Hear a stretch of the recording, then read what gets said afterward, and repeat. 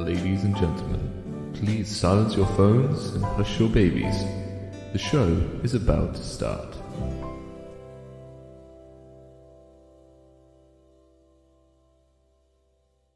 Hello, everyone, and welcome to another live stream discussing the unfolding events in Fairview, Texas, and what exactly is going on with the temple. It's about to be crunch time. We're about to see what decisions the council will make next week. And so to join in with me and to make sure I get all my facts straight and to provide the much needed American perspective to all of this, I have brought on the lovely folks from Mormonish. Rebecca and Landon, say hello. Hello, everybody. I have to say, Nemo, that you have really inspired us. We've been on, I think, this is our third time, I think, that we've come on to talk about temples with you.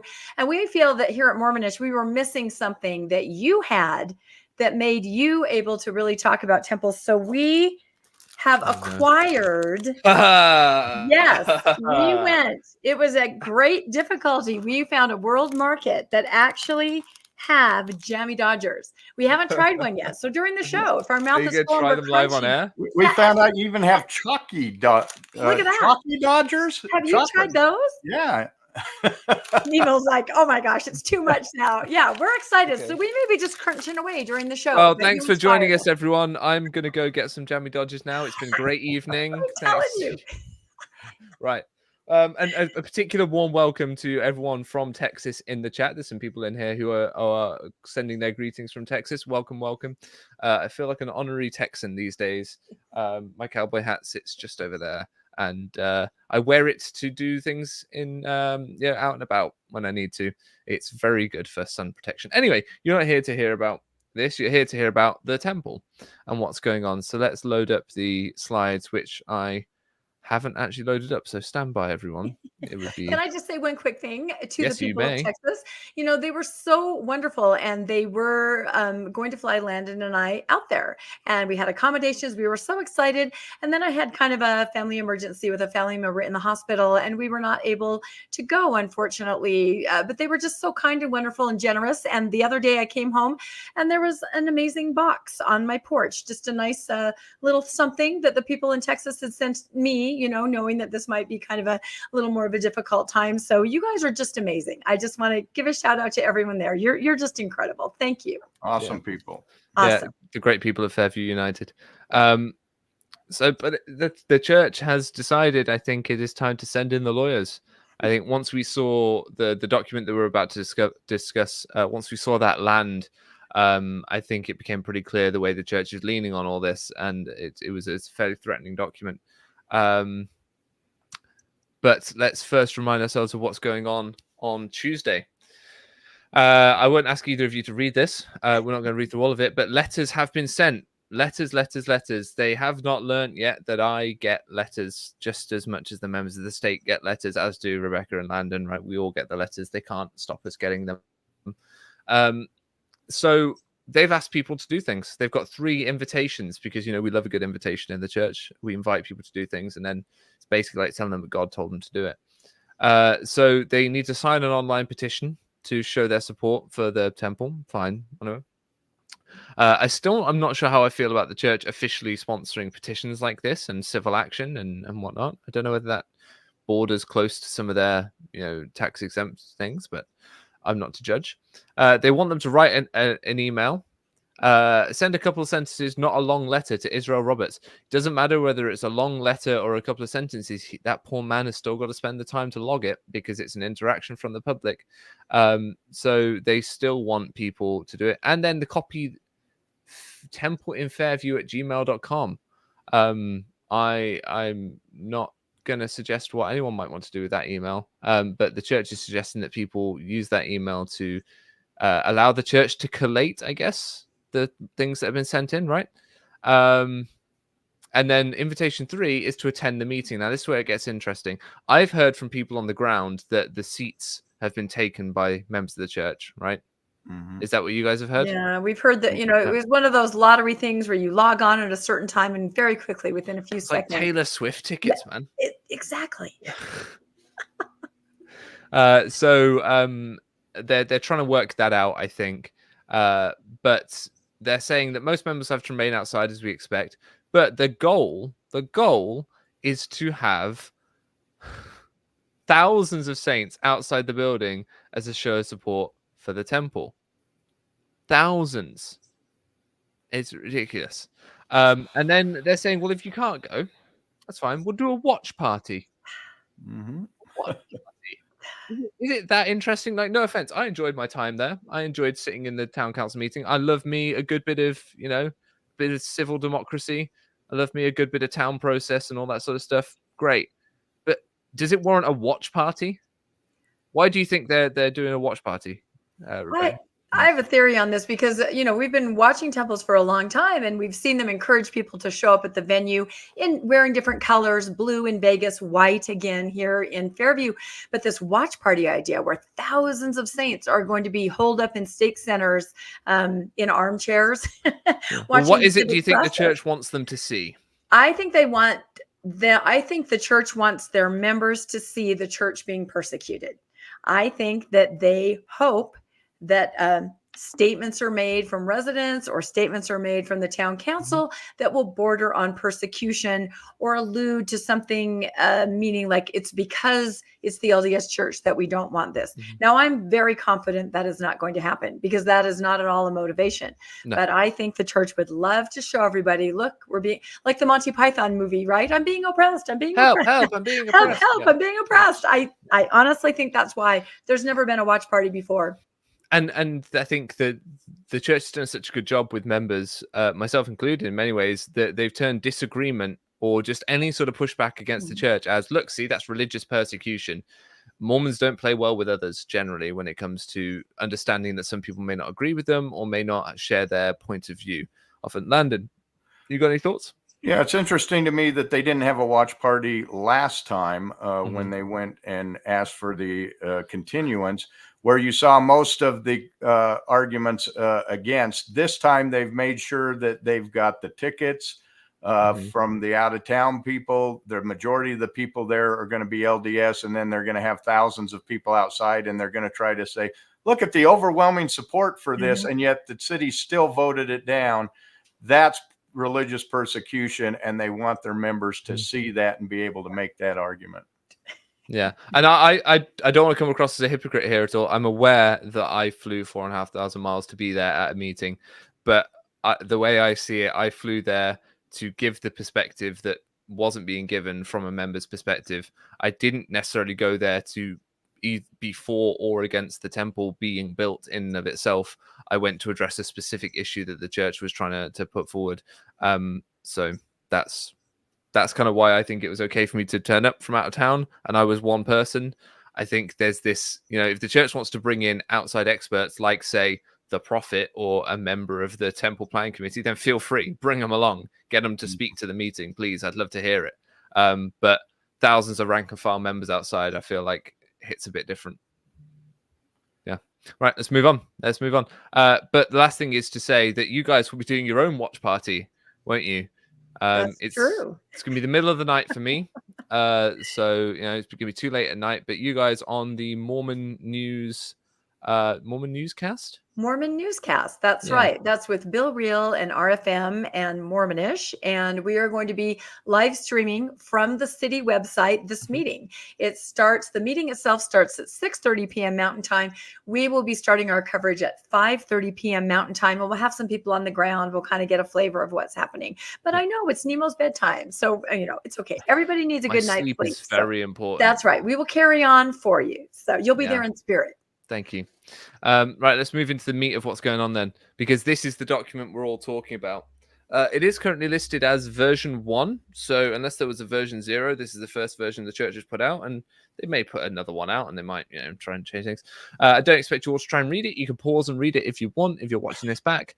But the church has put out an 81-page document, which when I just saw the length of the document itself, I thought, right, okay, this is the old bury them in paperwork trick, right? This is throw everything at the wall, hope something sticks, because we're going to talk about who the intended audience of this really is, right?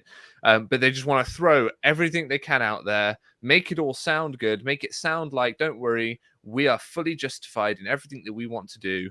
Go home. right? And 81 pages will make you go, oh, that someone smarter than me has got an opinion and they can write 81 pages about it. Yeah, cool, fine.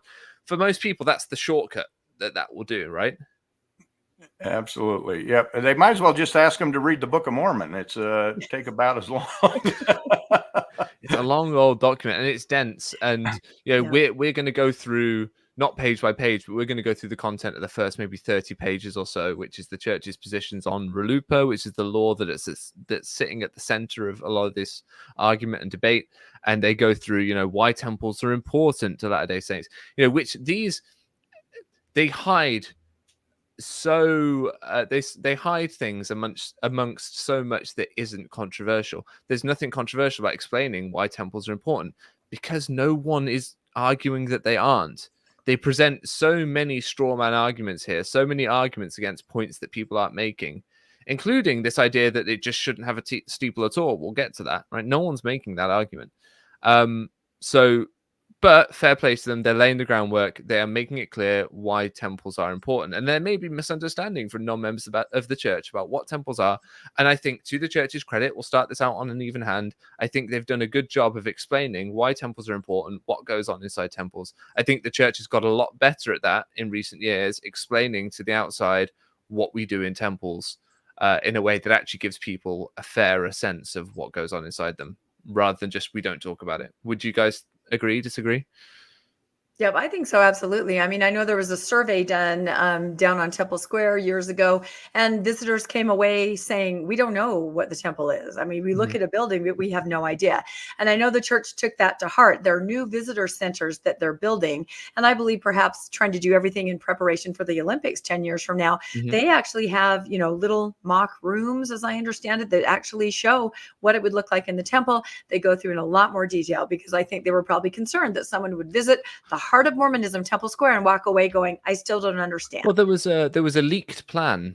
Yes, exactly. For the Temple Square redevelopment, which the church has properly tried to shut down wherever someone's shared it because they do not want it out there. And we won't go into too many details, but I believe one of the things they spoke about was having a permanently undedicated temple open for people to come and have a look around. That's what I'm talking about. I don't think they it's a said bad they would idea. dedicate it. They said if they needed to, if there was that incredible need of overflow, they would actually dedicate it and then undedicate it. Oh, okay. Yeah. Let's bear that in mind. But again, I think that could be a positive step. I think that could be reasonable.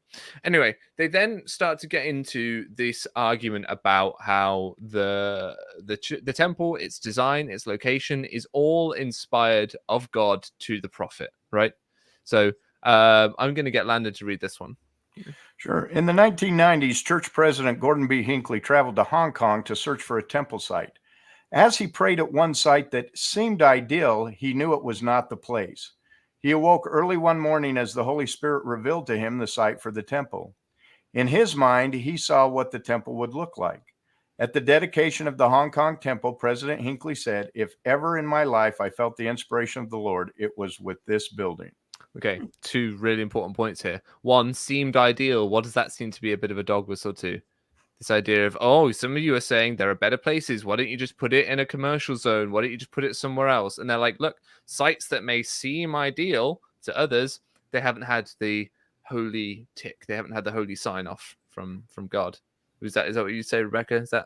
Oh, yeah, absolutely. Because that is the argument. You can have exactly what you want somewhere else, but it's not just the architecture of the building. It's the location that God whispers to the prophet, and that can't be changed. Unless you can. Do we want to see how Russell M. Nelson has once again screwed over Gordon B. Hinckley in his ongoing rivalry with Gordon B. Hinckley's legacy? Because Gordon B. Hinckley, according to this account, saw what the temple would look like. God revealed to him in his mind what this temple was to look like. And the church included a picture of that. An interesting choice of picture. There's this one, which, Landon, you pointed out, they've kind of chopped the steeple off.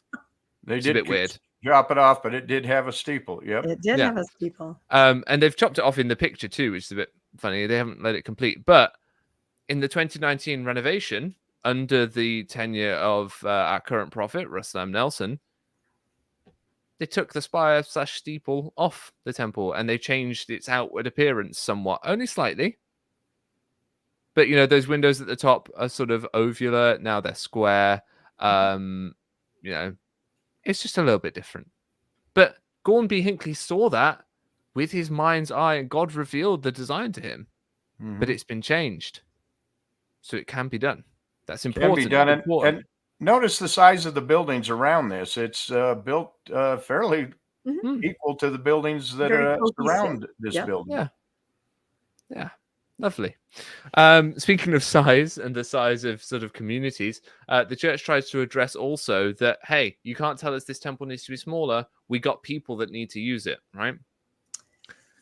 Rebecca, would you like to read this one?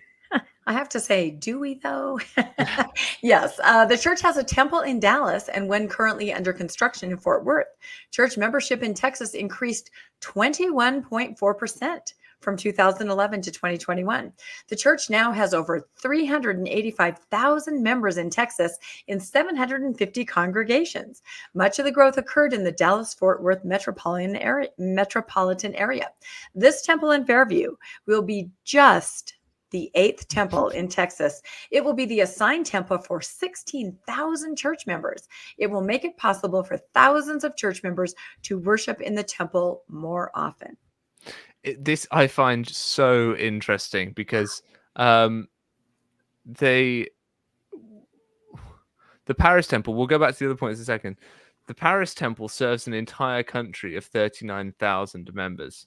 One temple serves 39,000, right, on the books. And the church is saying 16,000 on the books members need a temple of 44,000 square feet, same size as Paris.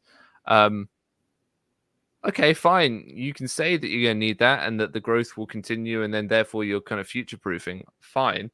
But in Paris, again, that temple that they want to forget and never want to talk about because it really undermines their position, that when they don't have certain US laws to back them up, they do have to kind of try and play nicely with people. That temple is a constant reminder to them of that, particularly what Corsair said about respecting the code and whatnot.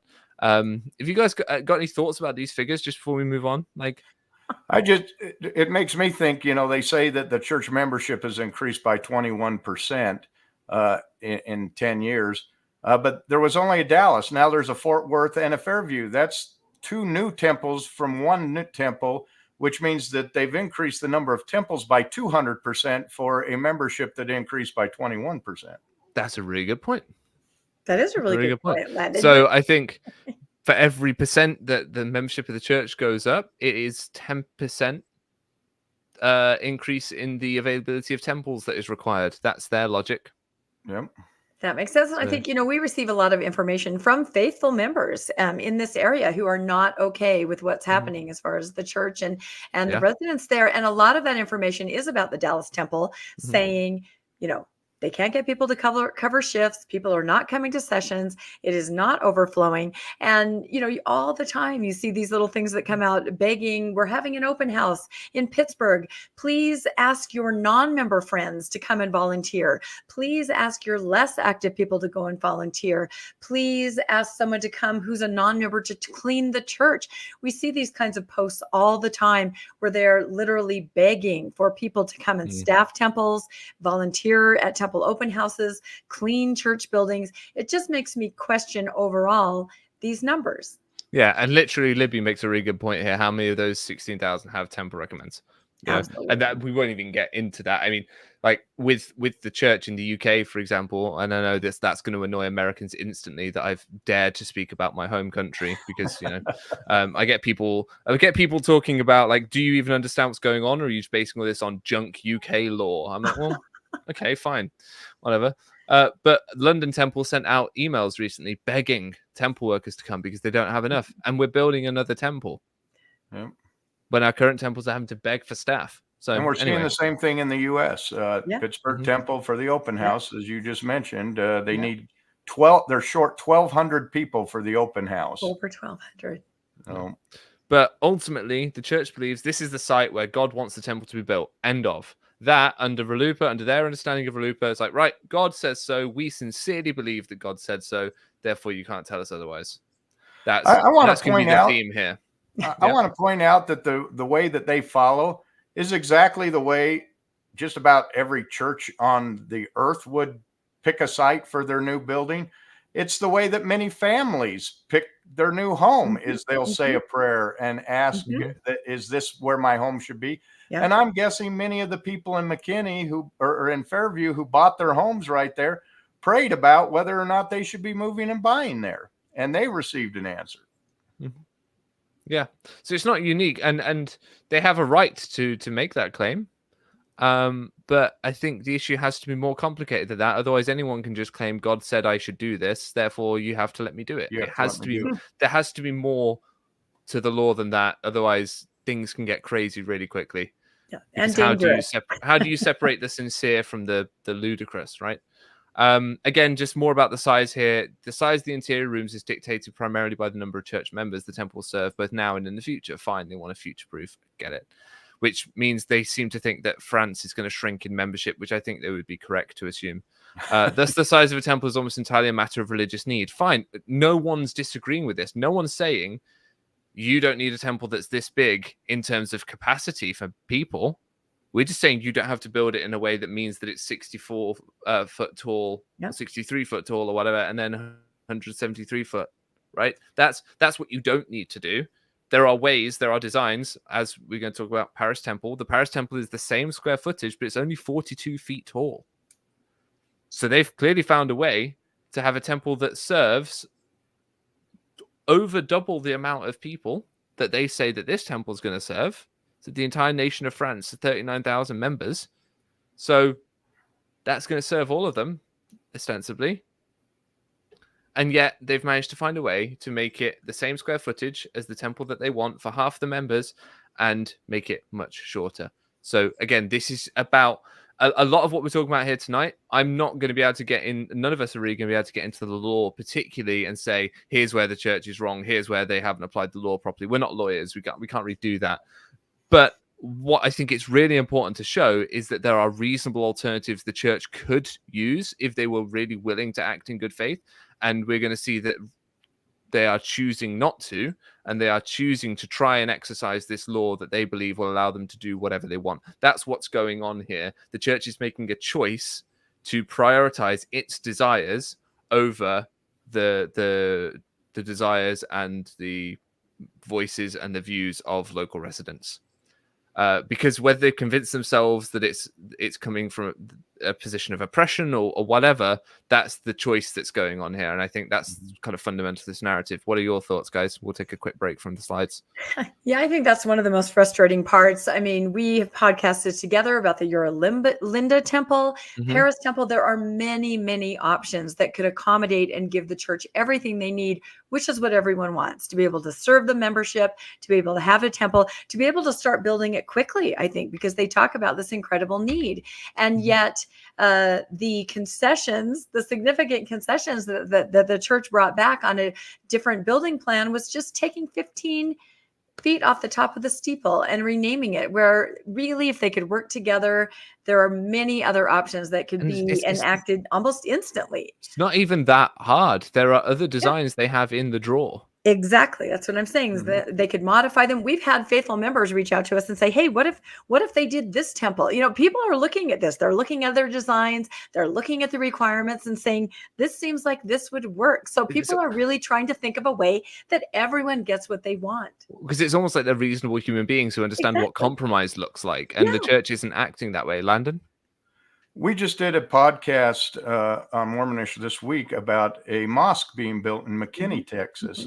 That wanted to be built in McKinney, Texas. It was going to be 37,000 square feet and only 40 feet tall. McKinney's Planning and Zoning Board voted that down, said it was too big and that it didn't fit in with the community. And so, here we see, we look at how did the Islamic Association react to them being denied something that every other church in the city is probably 40 feet tall, and they were denied. They basically went back and said, well, the law says we can put 15,000 square foot buildings, so we'll put 3 of those and we'll find a way to comply with the law. That was the response. They also said we're going to go out and educate the community about our place. We want them to know that the gym is open for them to use. They can attend the classes that we provide for the community. We have a food pantry available to them. they wanted to go out and work with the community.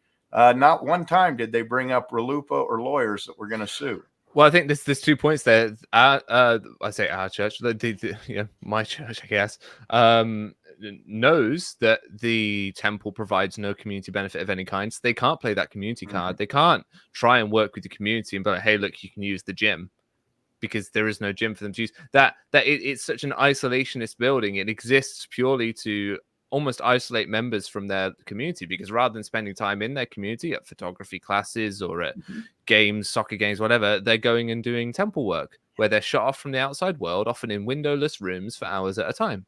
That is the nature of temple worship fundamentally. Yes, it has a religious significance to members of the church. Of course it does. But ultimately, it is isolating. It takes you out of your community and isolates you in a building that only you can enter. So they can't play any of this community card. And 2, isn't McKinney the very same town where the mayor was writing letters to the mayor of Fairview and saying, you really want to let this temple be built, I really think you should. Yeah. That was the interesting part. Yeah, we called it the gushing letter. He was very adamant, and apparently had been asked by the mayor pro tem, who was LDS, to write this letter. And it kind of said, it doesn't matter. You should get this conditional use permit. It's so important. So we did ask the question on our podcast. I wonder if the mayor of McKinney, whose residents do go next door to Fairview, to support the temple. I wonder if this mayor will also write a letter for the mosque. It seems like it would be only fair. Yeah. So if the mayor of McKinney had anything to do with the denial of that mosque, then I think it's fair to call him a hypocrite in that sense, because he's looked at one religion and gone no, and then looked at another religion in a town outside of his and gone yes, no, that has to happen. And I think we should absolutely have a look at that and why that's going on. Let's continue with the slideshow, shall we? Because there's plenty more slides to come. So what will this temple look like? We've got presumptive language there. I always like to point out presumptive language when I see it. It's just a way of trying to push the idea that this is happening, whether you like it or not. And this letter is loaded with presumptive language. But these last lines here are really important. Church architects, planners, and designers are given a specific charge to study the surrounding area and culture. How well do we think that they've fulfilled that charge, Rebecca and Landon? Well, given the reaction of the town, I think there's definitely some concern there. And, we actually have talked to a church architect before, a temple church architect, former. And he says, they say that, but that's not necessarily what happens. And he says often the design is personality driven. He's been in a scenario where they spent years designing a temple. Leadership changes. Someone else comes down to the architect room and says, scrap that. We're doing something else. I think it should be this, undoing years of work. So I think instead of paying attention to the culture and the environment, I think it's more personality driven by leadership. That's my personal opinion. Landon? I got several concerns with this letter. First, the temple is literally the house of the Lord. It's symbolically the house of the Lord.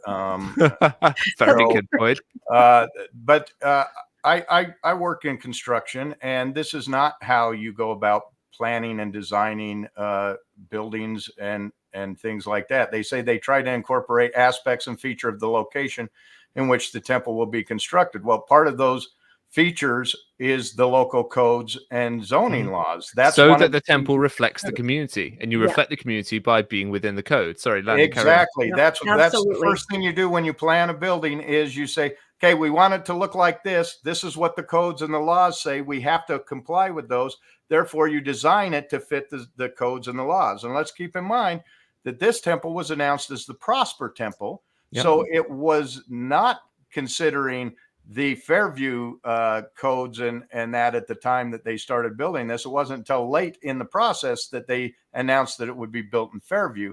But it was announced as Prosper, so it seems kind of odd. And then this last thing, ultimately, the First Presidency has final say over the temple design. Well, no, it needs to comply with the zoning codes. They found that out in Paris when they tried to say that ultimately the First Presidency has that ultimate say over it, and they did not. The Paris City Council, which the French municipalities had the final say. Exactly. Absolutely. And so here is a rendering of this temple, because we haven't seen it before, obviously.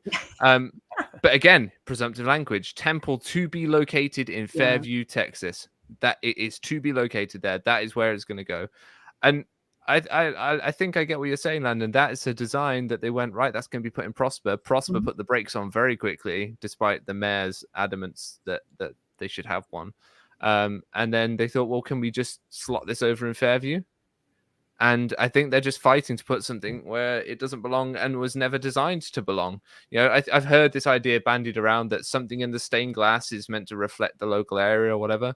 But it would reflect the local area a lot more if it was harmonious with the local area, like Hong Kong, like Paris, like every other place where they actually have to be considerate. Frankly, I think this is starting to show that the church, unless forced to be considerate, won't be for some reason. And I don't understand, as a member of the church, what that reason is. I can't see what justification we have to not be considerate to others. Rebecca? I was just going to say, I think what you said, the word forced is it. The places where the church, where the temple fits in harmoniously is where the codes and the zoning are locked down and there is no wiggle room. That's where they're harmonious. Otherwise, it looks like they're trying to get away with whatever they can. And Fairview is pretty locked down. You guys have just got laws that in the US, which, I mean, the church had a part in crafting, as I understand it, but you have these laws that allow the church to try and bully their way into having what they want. Yeah, that's the problem. Yeah. And so the church has been doing many things to try and make themselves seem more broadly Christian recently. And one of the things they're doing here is making an appeal to popularity in this letter. Steeples are a common component on many religious buildings. Well, fine. Okay, cool. All right. What relevance does that have to the specific religious worship of Latter-day Saints? I don't get why they're making this appeal to popularity, and they continue in the footnotes. Steeples are common not only on cathedrals and other Christian churches, but on the holy buildings of many religious denominations. The tower on a mosque is called a minaret, which means something like lighthouse or place of light. It also, by the way, a minaret has a functional purpose. It's used to call people to prayer. The reason it's so tall is that someone will stand up there and they will call people to prayer from it. Or a loudspeaker will be placed up there, and it's a similar thing to church bells. Hindu temples have a tower called a shikhara, which means something like mountain peak. Cool, fine. Again, great. No one's saying you can't have a steeple. Let's just bear that in mind. No one's saying you can't have a steeple. You guys ready to see the prophet take on ChatGPT?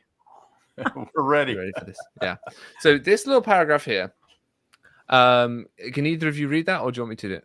I can read it. The one in red, is that what you're talking about? It says, symbolically, church steeples carry profound meaning within religious communities. They serve as a visible reminder of the presence of God pointing upwards toward heaven. How many times have we heard this phrase? Moreover, the height of the steeple symbolizes the longing for spiritual growth and pursuit of divine enlightenment. For believers, the steeple acts as a beacon of hope and faith in the midst of a mundane world, inspiring them to strive for higher, nobler aspirations. Standing tall and majestic, these iconic structures serve as a visual representation of religious faith and a source of inspiration for believers. Okay. Now, who do we think wrote that? Well, it's very powerful. I mean, it's full of all kind of descriptive words. Medium.com/@Amelia Grandel, whoever Amelia Grandel is. It's a Medium article called The Beauty and Symbolism of Church Steeples. So the church is going to whoever this random internet stranger is and going, oh yeah, let's see, they make some points about steeples that we like. That person's also made some points about the symbolism and significance of church crosses, a symbol that the church, until very recently, was very set against.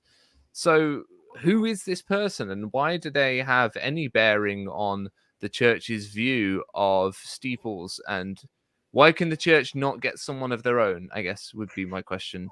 Well, unfortunately, there is no established steeple doctrine yet in the lexicon, right?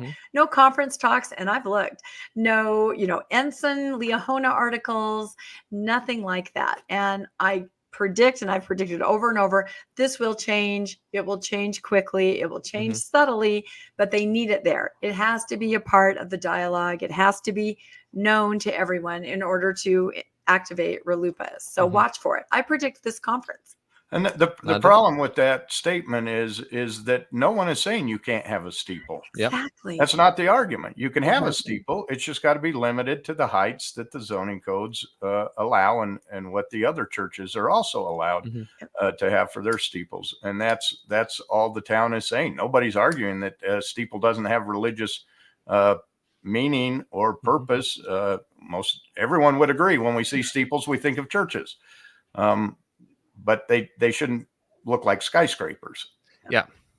And then here we said, because steeples are important, and we've established they're not saying at no point they're really saying that they're important to members of the church specifically. They're just kind of saying they're important in general to religious buildings. But they're saying because they're important, the church fought for several years for the right to put a steeple atop its Boston temple, ultimately prevailing when the Massachusetts Supreme Court rejected the lower court's conclusion that a steeple was not necessary to the temple's religious purposes. And I think they're kind of pushing back on me specifically here, where I stood there. Like, I was sat behind the lawyers, and the lawyers were right there when I was speaking. They were scribbling notes furiously.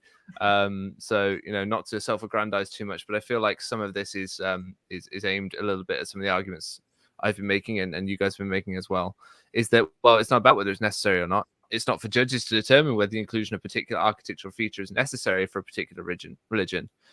The record is replete with evidence that the steeple is integral to the specific character of contemplated use, etc., etc. Pause here and read if you want.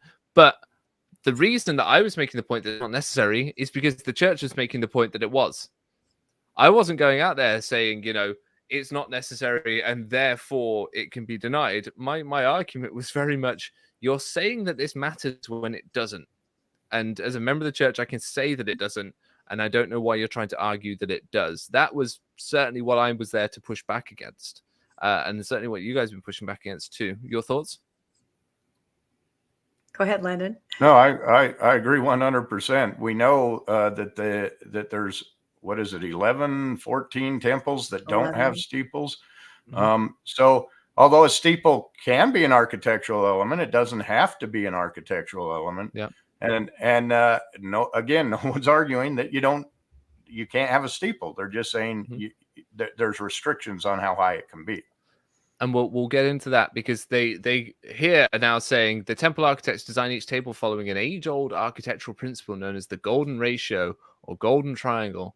Under this principle, each aspect of a temple, including the steeple, is carefully designed to maintain balance and proportionality between the temple's mass and height. And so they're showing here, like, oh, okay, here it is without a steeple, here it is with a steeple. Look how much more whole and full it looks. And it's really interesting here. They've put a high contrast picture for when it's full, right, and complete, and a really dull, low contrast picture on the left. Just, or any little subtle thing they can do, just make the picture on the left look crap and the picture on the right look great. That's what they'll do here. But then again, I asked the question: is that not following the golden ratio or the golden triangle? That's the Paris Temple, 42 feet tall, no following steeple. The golden square. That's the golden square. Golden rectangle. Right? They're talking about proportion. So if the steeple is reduced, also reduce the mass of the walls. You can have your golden ratio.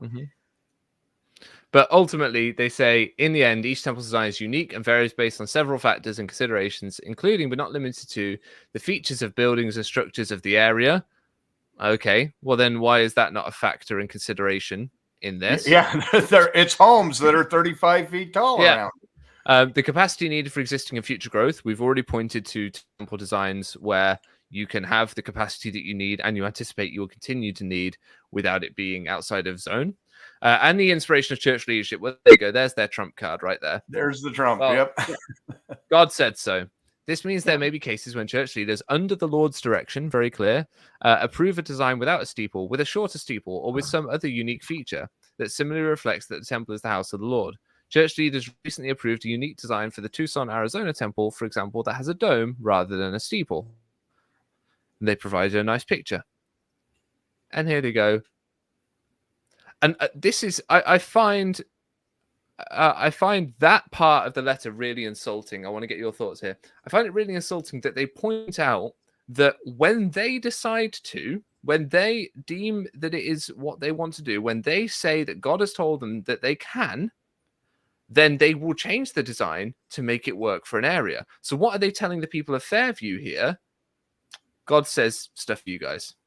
God says you are not worth changing this design for. God says this is what we need to do to your town. That's what they're saying here. And the God-fearing people of Fairview, Texas are not going to take kindly to that implication, I would imagine, from my experience with them. Exactly. Yeah, our experience too. Boy, they are so awesome. And they're also saying God does not respect your elected officials. They have no power here. God does not respect any of the laws that all of you enacted, anything that you voted on in your town. None of that matters. God supersedes absolutely everything. And that's just not right. You can't do that. And it's interesting because we did, again, talking to this former church architect, there was a time when there was a temple that had a spire on it. And one of the higher ups in the church came in and said, you know what? We're just going to take that off. We need to take that off. And it was sort of a political scenario. And they did. And this temple now has a dome. So I don't really think that was the Tucson, right? No, it's not Tucson. It's we'll not say it because it might dox our architect, but it was definitely a temple that was designed up to the very last minute with a spire, and then it was taken off. So, well, I know Tucson was similar. Tucson went to dome from spire because of pushback from planning and zoning. Yep. There's a website, I can put it in the show notes. The church's temple website lists that incident. So, for some reason, God sometimes says, yeah, you can put a dome on it and make it borderline look a bit like a mosque, which other towns in Texas are rejecting for some reason. And sometimes we can make it short and squat like that, and that doesn't ruin the golden ratio. But God says, stuff you, Fairview, we're not changing it. That's essentially what they're doing here. They're saying, well, we get to speak especially to God, and God says, no, sorry. And that's quite insulting, actually, when you think about it. And again, they just make that point here. Every temple is a symbol of faith and to draw people's eyes and hearts heavenward. I mean, what is the height required to take the average height of a person's eyes upwards? 42 feet, I think, is enough, right? When I go to McDonald's and I look at those arches, my eye is drawn heavenward. Same as a KFC bucket. I mean, really, there are a lot, anything. But you know what I always say? You know what really draws your eyes heavenward? Stars. Stars draw your eye heavenward. Do you know what you can't see with the bright light of the temple? Stars. Yeah, it's true. You can't see the actual heavens. No, you can't see the heavens. So they can argue that it's an expression of their faith to follow the prophet's will, which comes through God for this temple design. I think that's the argument they're making. Well, and you can't stop us sincerely expressing our faith this way. But then can't we examine the hypocrisy of the prophet here? Before we examine the hypocrisy of the prophet, we need to praise me a little bit. Someone in the chat has just sent me, sent us a super chat. Very, very thankful, and a great Santa hat. Thank you very much. Anyway, sorry. Moving on. Because the document that the church has given, as far as I can see, they give a big long list of statements from President Nelson. The link to this document is in the show notes. If you want to go check that out, it's in the description. Go read 81 pages if you want. But, for time, I haven't included all of it. But it provides no examples in its long list of statements from President Nelson of him talking about the importance of temple architecture. So they're invoking him as the man who speaks to God and the man who's saying this temple has to be like this. But at no point do they ever actually provide any words of him saying that temples have to be any specific way at all. They just get him talking about how important temples are, and no one's disagreeing with that. No one's saying that temples aren't important to members of the church. So I'm saying it's hypocritical for Nelson to have the lawyers of the church creating briefs on the importance of temple architecture, while his only public statements that I've found, certainly on temple architecture, are about its lesser place in the hierarchy of needs, because it's actually about the ordinances that happen inside. He said it's not the location, it's not the architecture, it's the ordinances inside. Thoughts? Because I've just run through all that. Well, as I remember, there is also a hierarchy of commandments. Love the Lord thy God and love thy neighbor. Those are the hierarchy of commandments. So therefore, to ignore your neighbor, how do you show that you love God other than to show that you love your neighbor and by the way you treat your neighbor? But evidently architecture is a higher order than love your neighbor. So it must be love God and his love of architecture, then love your neighbor. Yeah. Love God and the mausoleums that we build to God for our dying church. Yeah, that's what we must love first, which I think there is stories in the Bible about people building really large things to try and impress God and it not going too well.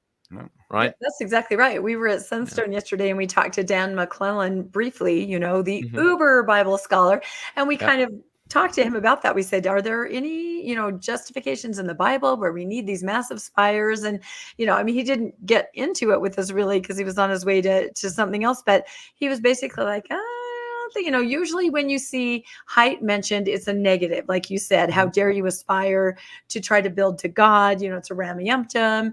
It's something like that. So it is very interesting. Yeah. I think that President Nelson will have to start giving us some information in talks and addresses so that we can refer back to it. Because right now it doesn't exist. Because the opposite exists. They can't have these clandestine behind. Well, I mean, they can. This is what we'll get to. They absolutely can just claim that behind closed doors, the doctrine of the church is whatever they say it is. And it doesn't matter what public statements the prophet makes to the contrary. He's allowed to be hypocritical. He's allowed to say one thing to one group and one thing to another. That is allowed within the US legal system for him to do so. And both, for some reason, can be sincerely held religious beliefs, because no one is allowed to look at the logic or the consistency of anyone's religiously held beliefs. That's not allowed in these sorts of laws. It's just about, have you ever said it and do you sincerely believe it? And so that plays to the church's advantage. Which, I mean, the church states it in the letter, nor can judges or municipal officials challenge the reasonableness or truthfulness of a church's beliefs. Courts may not second-guess a religious entity's sincere belief that certain activities are central to or required by its religion. That would result in the improper scrutiny of the church's core religious beliefs. Okay, which a church should be able to stand behind its beliefs, and its beliefs should be, at minimum, consistent enough that if you hold a position like temple architecture is important, you've not said anything to the contrary, such as temple architecture isn't particularly important when you compare it to what goes on inside the temple itself. That you can't be doing those things. Landon, I know you've got points to make on this, so I really want to hear what you've got to say here. Yeah, so for me, well, thank God that we can't challenge the truthfulness of what a church might say. In other words, they basically say we don't have to tell the truth and you can't challenge us on it even if we don't. And I think that's exactly the point that you were making there, is that you went to say this is not truly how they say, and their argument back is, well, you can't, it's not your place to tell us whether this is true or not. The second part of this, and I think this is what the next slides were about, is you're basically trying to say that municipalities cannot override church officials, that church officials have more right to make laws and to put municipal codes ahead of civic leaders. And that is simply not the case. The First Amendment to the Constitution, the right to religion, allows that you can hold whatever belief you want, but it does not give religion the right to overrule civic leaders. Civic leaders are tasked with civic duties, and laws and codes are exactly that. So, of course, a civic leader can't challenge the truthfulness of your belief, but it can certainly enforce its own codes and regulations, and that's all that they're trying to do here. Mm-hmm. And the church has tried to really bring up the DOJ letter. You know, they brought this up to the residents in Fairview, right? They basically said the DOJ sent this thing around saying if you don't comply, we'll sue you, essentially. And this is more of what you were talking about, Landon. Do you want to read this? Yeah, it says, while the majority of RLUIPA cases involve places of worship such as churches, synagogues, mosques, and temples, the law is written broadly to cover a wide range of religious uses and types of religious exercise. The substantial burden provision in Section 2A of the statute applies to burdens on a person, including a religious assembly or institution. The remaining provisions apply to any religious assembly or institution.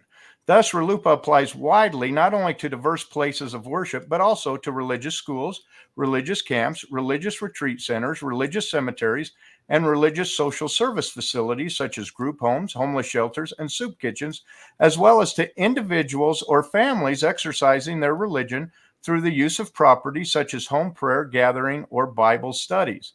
Now, to me, you have to take this and you have to look at this in relation to common sense. Mm-hmm. If what the church is arguing is, because we're a church, we trump all of your zoning laws and other laws because we have been given the ultimate power to make our own laws and codes, and you cannot override those. And they're saying this is where it says right here, not only for churches, but also for homes, shelters, soup kitchens. But look at that. Individuals or families exercising their religion through the use of property. So if we follow the church's logic here, that they can make any claim and override any religion, any zoning code, then we have to make the argument that any individual or family exercising religion in their own home also gets that same privilege. So a 35-foot limit in a zoning code means nothing. All a person has to do is say, I pray in my home and I require that my home be at least 60 feet tall in order for me to pray. And they have a standing under RLUIPA, according to the church's own argument here. And that takes the order out of everything. And I think that's one of the things here is that they're arguing that the city has no standing to argue against RLUIPA. They say it doesn't implement the safety, the peace, or the order of the community. My argument is it has everything to do with it, because that's exactly what they're trying to do, is override the order of the community. If a civic community cannot make laws and make zoning laws and enforce those laws because any individual can stand up and say, oh, my religious belief is occurring in my house, I can build that shed as close to the fence as I want, I don't have to follow the law. You are messing with the order of the community, because now the civic leaders are irrelevant. Anyone who claims to be religious can override all local codes and ordinances and civic laws. And that is not the way that law was intended to operate. And that certainly is not and the I outcome think that anyone wants from the application. I think one of those slides specifically says that. I think go back one. To be clear, RLUIPA does not provide a blanket exemption from local zoning or landmarking laws. Rather, it contains a number of safeguards to prevent discriminatory, unreasonably, or unjustifiably burdensome regulations from hindering religious exercise. So basically, you're not exempt from the zoning laws. Yeah. As long as there's laws that allow you to do what you practice your religion, that's fair and reasonable, and the city has every right to enforce those codes. And we just showed you can build a temple that meets the zoning codes, that has the same square footage, that meets all of your religious needs, and you can practice all of that. And that's what the church has tried to lay out is that it would be unjustifiably burdensome to their religious beliefs, because they believe that God said it should have green carpet instead of yellow or whatever, right? They believe God is in all the details of this temple. Therefore, it is an unjustifiably burdensome thing to make them change their temple to comply with zoning. That is the position they've put themselves in. And that is the weakness of RLUIPA here, it would seem, that it is open to people making those kinds of bad faith arguments in that, well, actually, no, my religious beliefs are that all of it has to be exactly how I say it has to be. And therefore, then it's unjustifiably burdensome. And RLUIPA kicks in and goes, well, they're being discriminated against, clearly. It's like, well, no, we have to be able to, in some way, I mean, I'm speaking as a Brit now, so I'm out of turn, but, surely one would think that you should be able to look at the reasonableness or how reasonable the request is, and for the church to come in and try and be that far out of code, to me, seems unreasonable when there are reasonable alternatives available to them. Now, whether that's what the law actually, how the law plays out, I can't get into. We will see how that plays out. But again, this is about showing that the church has choices and they're choosing this path. The church has options available to it, where it doesn't take this path of suing the town, where it doesn't take this path of using this and making the claim that everything is part of their religion, therefore it's all protected. And they could just put in something reasonable. They could be reasonable here. But instead, they're trying to use God as a stick to batter the town of Fairview, Texas with. Let's move on. We're almost to the end. But Landon, please. I just want to say, I think the city has the same right to stand up and say, no, we get to define what is reasonable, not a church, because these are civic zoning laws and they fall under our purview. So the city needs to stand up to this and say, we get to make the civic laws in our local town. Okay. We're just going to get on to the architectural design of temple is religious exercise. So to that point I was making, right, if the architectural design is religious exercise, then putting all of a sudden they're putting the physical size and shape of it under their religious exercise, which, I didn't think we were Freemasons, but apparently architecture and the building of buildings is part of our religious worship now. So, maybe we are a bit more like the Freemasons than we thought. Sorry, that was a bad joke. It's getting late. But here's the key thing here. Such architecture is inseparable from its religious meaning and purpose. They're talking here about certain aspects of the temple, such as the steeple, etc., are an exercise of religion, because the relationship between theological doctrine and architectural design is well recognized, and it's inseparable from its religious meaning and purpose. Where are they getting all these ideas from? Are these coming from conference talks? Is this what the church is saying? Well, no, they're coming from this Medium article again. Isn't it interesting? The church can't provide anything of their own to explain the religious meaning and purpose of a steeple. None of their own quotes, none of their own doctrine. It's all coming from Not yet. The It's beauty coming. and symbolism of church steeples by whoever on Medium, right? Someone that happens to agree with them online, who put together a really kind of just bland article. No offense to the author, but it's like you want to chat GPT and say, write me an article about the beauty and symbolism of church steeples, and it's just gone. Like, that's kind of how this article reads. Anyway, but the U.S. Justice Department has explained a municipality cannot avoid the force of RLUIPA by asserting that a particular religious activity is something that a religious group merely wants to do rather than something it must do. So they're reminding us that, this isn't, you can't say, oh, well, you don't need it. The fact that we want to do it is enough. You can't stop us doing it just because we want to. You can't make any arguments at us that it's not necessary. But the church makes a little argument here, and by doing so, I think they expose themselves to some logic that doesn't necessarily work their way, and we'll run through this logic. The fact that 185 of the church's 190 temples have a steeple reflects how important steeples are to the church. Okay, let's follow that logic, folks. So by that same logic, the fact that 175 or 89% of the church's extant temples have a steeple height shorter than what is proposed in Fairview reflects how unnecessary it is for the steeple to be 173 feet and 8 inches. Just think on that.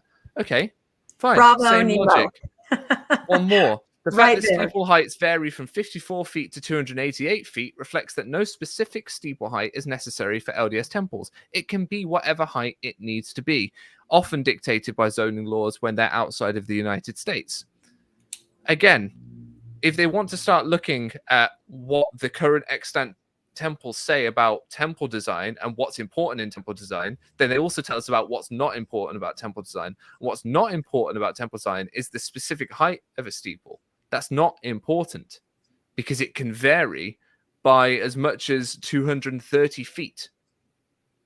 It's massive, the range of designs and heights and sizes. They come in all shapes, sizes, colors, whatever, however you want to describe it, right? They are vast, numerous, and it used to be one of the great things about the church. But now they've started prefabbing them. They've decided, oh, well, we've got a design now that's going to happen.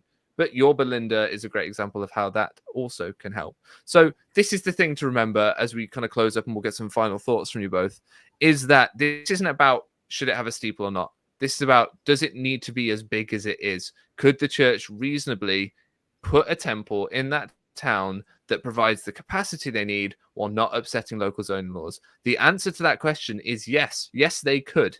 They're choosing not to. They're choosing to plow ahead with this design. They offered almost, again, insulting concessions, which they're substantial. Did they call it substantial? Substantial. Substantial concessions of 15 feet reduction or 8% reduction in the height, which is not even a tithe.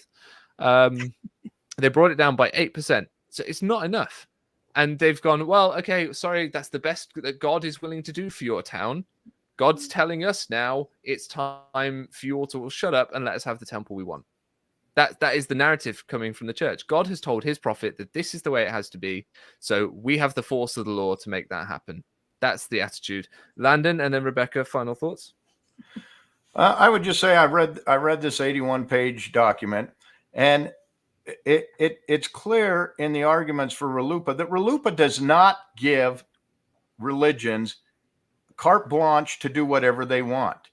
It says that communities cannot enforce a standard that is any more burdensome on a religion than on any other person or entity within the community.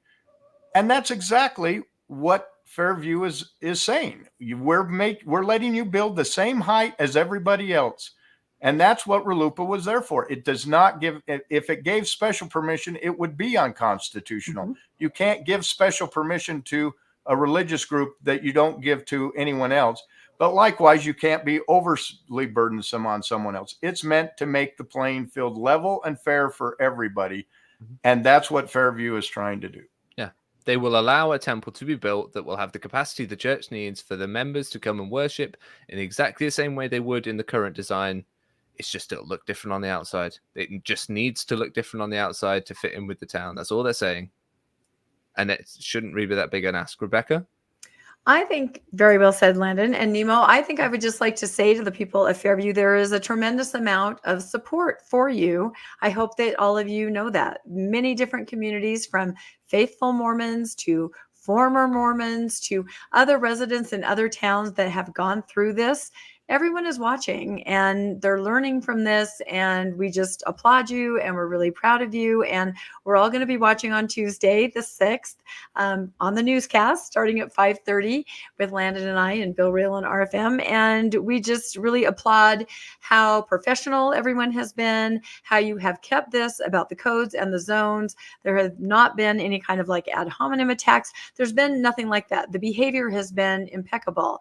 And like I said, faithful members in the area don't like the way this is playing out, and they may not feel comfortable saying it out loud, but we certainly hear from a lot of them. So you do have overwhelming support for Tuesday, and everybody's in it with you for the long haul, and we will just see what happens. Cool. And I'll just say, as final remarks to the church, if you're watching, which I know you're watching, the Strengthening Church Members Committee, if you're watching, please send this to Kurt McConkie, send it to anyone, send it to the prophet himself. If you do not care about the people of Fairview, Texas, if you think God gives you a right to walk all over their zoning laws, if you think that God is telling you that that is the way it needs to be, then fine. But if you think that is not poisoning you against, if that is not causing members of your church to turn against you, then you're wrong. If you think that you come out of this with everyone behind you, you're wrong, because members of the church are not happy about this. There are active believing members of the church who are very unhappy with the way that you are acting towards the people of Fairview. And they know there are alternatives. You know there are alternatives. So if you want to take those alternatives, please do. I'll sit here. I'll applaud you. If it comes out on Tuesday that you turn up to that meeting and say, guys, we've got a design that works within code, it gives us everything we need, gives you everything you need, I will stand there and I will applaud you for 5 minutes straight. I'll time it. But I don't think you're going to do that, because you don't care what I think. You don't care what the people of Fairview think. You just care that you get to do exactly what you want. And that behavior, frankly, disgusts me. And I hope that you will change. I hope you will stop. But because knowing that you won't, I'll continue to keep telling people what's going on. And that as a member of the church, this is not the way that we're meant to behave. And this is not the way our religion is meant to act. And I'm sorry to the people of Fairview that you have seen the worst of my religion in this case, because I wish you could see the best of it. On that note, hit the like button on the way out. We'll be here. We'll keep talking about this story. We'll keep talking about other stuff. And yeah, thank you for all your support. Thank you to Rebecca and Landon for coming on. Go give their channel a follow. Give them a like.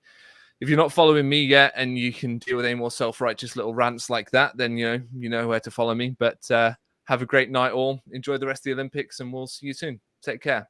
Bye, everyone.